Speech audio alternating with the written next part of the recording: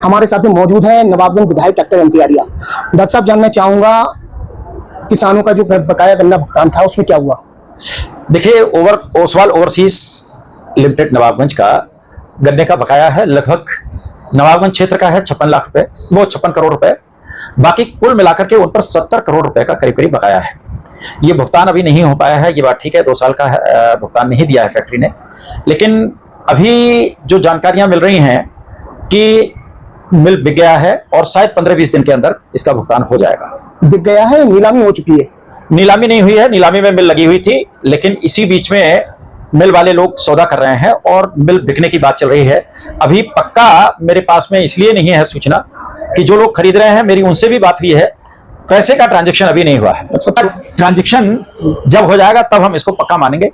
अगर ट्रांजैक्शन हो गया तो 10-12 दिन के अंदर पेमेंट किसानों का हो जाएगा। इसके अलावा डॉक्टर साहब, नवाबगंज में एक अमित धर्म काटा है जी, वहां पे आप सुबह के टाइम देखेंगे दर्जनों की संख्या में वहां बाहर का धान जो आता है ट्रालियां खड़ी होती हैं और जो यहाँ के राइस मिलर हैं या जो आड़ती हैं उस धान को खरीदते हैं। चर्चा ये है कि जो मंडी शुल्क है वो नहीं काटा जाता है और अवैध तरीका से धान खरीदा जा रहा है काफी हद तक। तो क्या कहेंगे सर? देखिए, इस विषय में कहना चाहूंगा कि मेरे पास शिकायतें भी आ रही हैं और भी लोगों ने शिकायतें की हैं, और इसके लिए मैंने जो एसएमआई है राठी उनसे भी बात की है और मंडी सचिव है बरेली में उनसे भी बात की है। उनका कहना है कि मंडी शुल्क जमा किया जा रहा है, जो आड़ती हैं वो यहाँ से धान खरीदते हैं और मंडी शुल्क जमा कर रहे हैं। इसके बाद भी शिकायतें हैं तो मैं उसकी जांच कराऊंगा और अधिकारियों को इस विषय में लिख करके दूंगा। क्योंकि स्पष्ट कैसे होगा, उसकी जांच होनी चाहिए। मानो वहां पे 100 ट्रालियां तुल रही हैं, 100 ट्रालियां खरीदी जा रही हैं, उसमें मानो 50 का अगर शिक्षार कट रहा है, मंडी शुल्क कट रहा है, बकाया नहीं कट रहा है, तो ये शुल्क चोरी हुआ नहीं। ये बिल्कुल जांच का विषय है। अगर इस तरह का है तो और उच्च अधिकारी हैं, उनसे जांच कराई जा सकती है। इसके अलावा मैं ये जानना चाह रहा हूँ कि मंडी के अंदर जो धान क्रय केंद्र है, यहाँ पे जो अधिकारी हैं, कर्मचारी हैं, क्या यहाँ पे ट्रांसफर नीति नहीं है क्या? क्योंकि कई सालों से वहां जमे हुए हैं भ्रष्टाचार को लेकर तमाम उन अधिकारियों पे आरोप लगते रहते हैं, चाहे वो आपके एसएमआई हो चाहे और जो केंद्र इंचार्ज है वहां पे। तो ये चेंज क्यों नहीं हो पाते हैं?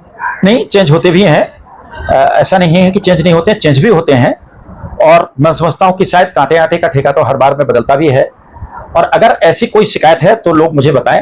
इससे पहले आपको याद भी है कि मेरे पास शिकायत आई थी, मैं वहां गया भी था, उसमें काफी बवाल भी हुआ था। अगर इस तरह की शिकायत आएगी तो उसकी जांच भी कराएंगे और जिनकी शिकायत है उन शिकायतों का निस्तारण कराएंगे। डॉक्टर साहब, पंचायत चुनाव की क्या तैयारी है? मुझे लग रहा है 5 महीने या 6 महीने में चुनाव होने वाला है, क्योंकि समाजवादी के जो नेता हैं, यहाँ के जो पूर्व मंत्री हैं, वो लगातार सक्रिय, लगातार भ्रमण कर रहे हैं पूरे क्षेत्र में। आपकी क्या तैयारी है? देखिए, भारतीय जनता पार्टी तो हमेशा चुनाव की तैयारी रखती है, चुनाव की अलग से तैयारी करने की जरूरत नहीं पड़ती है। आगे अभी प्रत्याशियों का चयन नहीं हुआ है, बहुत सारे लोग टिकट के दावेदार हैं। भारतीय जनता पार्टी चूंकि एक मजबूत पार्टी है और जीतने की संभावनाएं सबसे ज्यादा भारतीय जनता पार्टी के साथ हैं, इसलिए टिकट के दावेदार भी सबसे ज्यादा भाजपा के पास में है। पार्टी जो गाइडलाइन तय करेगी, जैसे भी टिकट तय किए जाएंगे उसके बाद में ही लोगों को सूचित किया जाएगा, उसके हिसाब से काम किया जाएगा। पिछली बार भी भाजपा की सरकार थी, पिछली बार भी आपकी तैयारी थी, उसके बावजूद 8 की 8 सीटें 0/0, खाता भी नहीं खुला था आपका।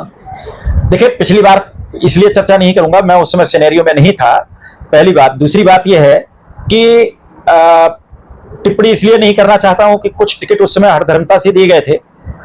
मैं निश्चित रूप से पार्टी में सबको साथ लेकर के चलता हूं और जो सर्वसम्मत से तय होगा उसके हिसाब से टिकट तय किए जाएंगे।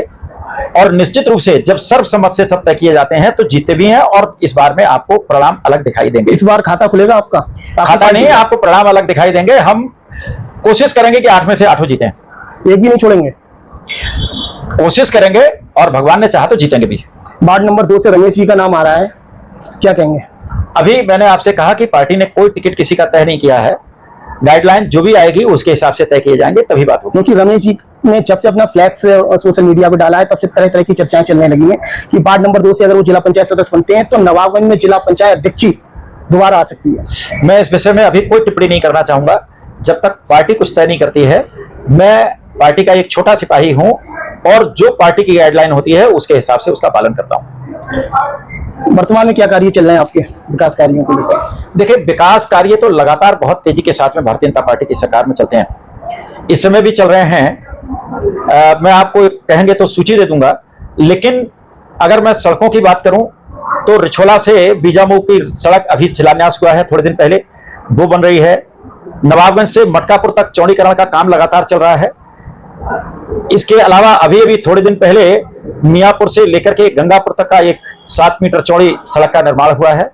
बहुत सारे सीसी का निर्माण हुआ है, जिनमें से परोथी में है, मियापुर में है, या आप जाकर के सजौलिया में देख लीजिए, बहुत सारे गांव जिनको मैं इस तरह से गिना नहीं सकता हूं, मेरे पास में सारी